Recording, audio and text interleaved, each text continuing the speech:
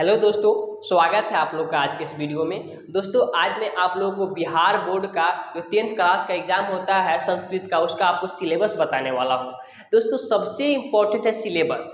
किसी भी सब्जेक्ट में सबसे इम्पोर्टेंट रोल निभाता है जो सिलेबस का होता है, क्योंकि हमको सिलेबस समझना बहुत जरूरी होता है। जब तक सिलेबस समझिएगा नहीं तब तक पढ़ाई करने का कोई मूल नहीं बच जाता है, यानी अस्तित्व नहीं रह जाता है। कहने का मतलब ये हुआ कि जब आपको रास्ता पता नहीं होगा तब तक उस पर कैसे आप चलिए गए। तो सिलेबस जो है आपका एक रास्ता है। सबसे पहले उसको सिलेबस को समझना बहुत ज़रूरी है, उसके बाद उसको फॉलो कीजिए, उसको अपनाइए और जो जो सिलेबस है उसको पढ़िए। आपका जो है मार्क्स बहुत ही बेटर आएगा। बस इसको फॉलो करिएगा। देखिए सिलेबस क्या है, मैं आपको इस संस्कृत का सिलेबस बताने वाला हूँ अभी इस वीडियो में। तो दोस्तों अगर हमारे चैनल पर आप नए हैं तो चैनल को सब्सक्राइब जरूर कर ले और हमसे जुड़ जाए। इसी तरह के बिहार बोर्ड से खबरी बहुत सारे खबर आपको मिलते रहेंगे। ओके, तो दोस्तों संस्कृत जो है 10th क्लास का, इसमें 100 मार्क्स का आपका एग्जाम होता है, यानी 100 नंबर का जो आपका क्वेश्चन पूछा जाता है उसका एग्जाम होता है। आपको इसमें कोई प्रैक्टिकल वगैरह नहीं होता है। सबसे पहले हम लोग बात करेंगे किस पे, तो ऑब्जेक्टिव पे बात करेंगे कि ऑब्जेक्टिव्स के बारे में बात करके उसके अंदर हम लोग सब्जेक्टिव के बारे में बात करेंगे। तो पहले ऑब्जेक्टिव को समझते हैं। ऑब्जेक्टिव जो होता है आपका वस्तुनिष्ठ, जिसको हिंदी में बोलते हैं। ये प्रश्नों की संख्या कितनी रहेगी, आपको 60 रहेगी, नहीं 60 रहेगी।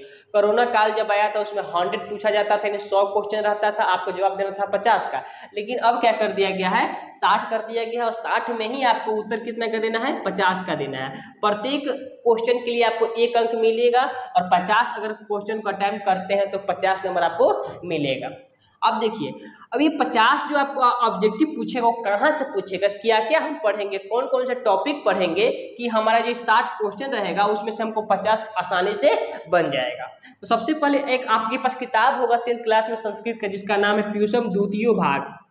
पीयूषम द्वितीयो भाग, पीयूषम आपकी किताब का नाम है। उसमें कुल 14 चैप्टर है। कितने पार्ट है, 14 चैप्टर है। इस 14 चैप्टर को कंप्लीट कर लीजिएगा तो आपको इस 60 में से 30 क्वेश्चन आसानी से बन जाएगा। यानी कहने का मतलब है कि 60 में से 50% यानी आधा जो है किससे रहता है, आपको पीयूषम द्वितीय भाग 2 से रहता है।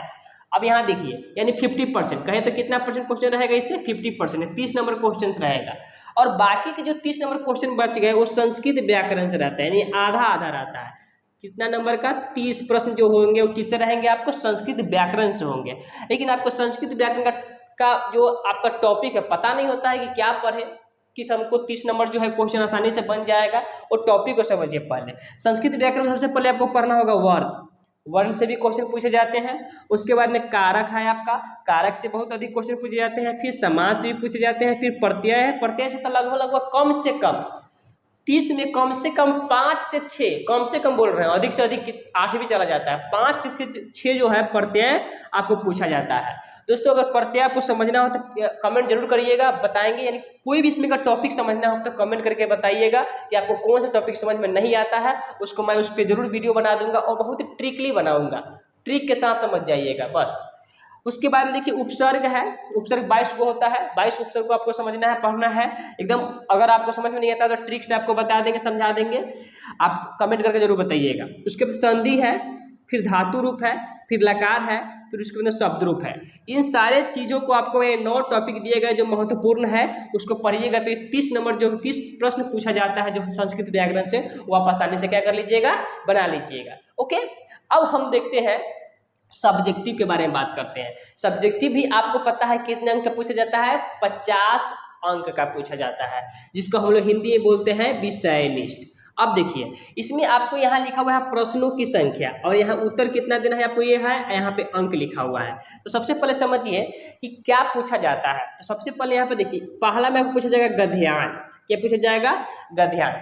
और गद्यांश जो पूछा जाएगा वो कितने होगा, आपको 4 गद्यांश पूछे जाएंगे। लेकिन चारों में दोनों दो कंडीशन अलग अलग होता है। एक देखिए यहाँ पर 2 गद्यांश आपको ऐसे रहेंगे, 2 जिसमें से आपको 1 का उत्तर देना है, जो 7 नंबर के रहेंगे। 2 रहेंगे उसमें से 4 गद्यांश टोटल रहेगा आपके पास, लेकिन 2 ऐसे गद्यांश रहेंगे जिसमें वो 7 नंबर के रहेंगे और 1 को जवाब देना है उसमें। फिर 2 ऐसे रहेंगे जिसमें आपको 6 नंबर का क्वेश्चन पूछा जाएगा, उसमें से 1 का जवाब देना है। यानी 7 नंबर वाला गद्यांश 2 रहेगा, 6 नंबर वाला भी गद्यांश 2 रहेगा। 7 नंबर वाले में से भी 1 का जवाब देना है और 6 नंबर वाले में से भी 1 का जवाब देना है। ओके, अब इस 7 एकम कितना हो गया, 7 और 6 एकम 6, यानी आपको कुल गद्यांश कितना पूछेगा, 7 6 13 नंबर का पूछेगा। Okay clear. अब देखिए ये पत्र है, पत्र आपसे पूछा जाता है, बहुत इंपॉर्टेंट है पत्र। संस्कृत में अगर पढ़ाई कर रहे हैं तो पत्र बहुत इंपॉर्टेंट होता है, क्योंकि ये कम मार्क्स का नहीं होता है, 8 मार्क्स का होता है। तो देखिए पत्र जो पूछे जाएंगे 4, और नीचे उसमें लिखा रहता है कि इनमें से किन्हीं 2 प्रश्नों का उत्तर दे, यानी 2 का आपको उत्तर देना है, 2 प्रश्न का आपको जवाब देना रहता है। अब उसको जो क्वेश्चन होता है, एक प्रश्न जो होता है 4 नंबर का होता था, 2 चौका कितना हो गया 8, यानी पत्र जो हो जाएगा आपको कितने नंबर का होगा, 8 मार्क्स का हो जाएगा। तो काफी इंपॉर्टेंट है। और दोस्तों बहुत इजी होता है, ऐसा कुछ भारी नहीं होता। अगर आपको समझ में नहीं आता तो कमेंट में जरूर करिएगा, आपको हर एक चीज प्रोवाइड करा दिया जाएगा, समझा दिया जाएगा। अनुच्छेद देखिए, अनुच्छेद यहाँ पर है, उसके बाद पूछता है अनुच्छेद का मतलब होता है, जैसे को हम लोग हिंदी में बोलते हैं ऐसे निबंध, तो इसे मात्र अनुच्छेद लिखना रहता है, 7 ही लाइन का लिखना रहता है, 7 वाक्य में लिखना रहता है। और 5 आपके पास क्या रहते हैं, ऑप्शन रहते हैं, जैसे कि दिया जाएगा, कहा जाएगा इनमें से किन्हीं एक विषय पर 7 वाक्यों में अनुच्छेद लिखे। होली का उत्सव दे दिया जाएगा, दीपावली दे दिया जाएगा, गंगा नदी दे दिया जाएगा, महात्मा गांधी दे दिया जाएगा, यानी 5 आपके पास ऑप्शन रहते हैं, उसमें से कोई एक चुन करके आपको क्या करना है, 7 वाक्यों में अनुच्छेद लिख देना है, यानी 7 वाक्य लिख देना है संस्कृत में। उसके जो आपका सब्जेक्ट होगा, जैसे कि अगर गंगा नदी पर है तो गंगा नदी पर 7 वाक्य लिख देना है, बस आपको 7 नंबर मिल जाएगा आसानी से। बहुत ईजी होता है, 7 लाइन का आंसर याद कीजिए और 7 नंबर आराम से लीजिए। अब देखिए, अब है संस्कृत अनुवाद बनाना है आपको, यानी आपको हिंदी में दिया रहेगा और संस्कृत में इसको क्या करना है, ट्रांसलेट करके बना देना है। आपको क्वेश्चन पूछा जाएगा 10 और कहा जाएगा इनमें से किन्हीं 6 प्रश्नों का उत्तर दीजिए। 6 प्रश्न आपको देना है, तो 6 को यहाँ पर देना है, और एक जो क्वेश्चन रहता है 1 नंबर का रहता है, तो 6 एकम कितना हो गया, 6 हो गया। कोरोना काल से पहले दोस्तों 10 नहीं है 12 पूछे जाते थे, 12 में से आपको 6 का जवाब देना होता था, लेकिन अभी कोरोना काल खत्म हो गया है, तो अभी 10 पूछा जाएगा और आपको 6 का जवाब देना है। लघुत्तरीय प्रश्न देखिए, जो आपको इस प्यूसम जो द्वितीय भाग है इससे पूछा जाएगा। ये टोटल क्वेश्चन जो लघुत्तरीय होता है, टोटल किससे पूछा जाएगा, ये प्यूसम भाग 2 से पूछा जाएगा। तो इस प्रश्नों की संख्या कितनी होती है, इसमें 12 होती है। प्रश्नों की संख्या कितनी होती है, 12, और उस 12 में से आपको जवाब देना है 8। पहले पूछा जाता था 16 में से आपको जवाब देना रहता था पहले 8, उसमें से आपको क्या करना है, अभी तो 12 पूछा जाएगा, उसमें आपको 8 का जवाब देना है, और प्रत्येक क्वेश्चन जो होते हैं 2 नंबर का होता है, तो 8 दूनी कितना हो जाएगा, 16 हो जाएगा।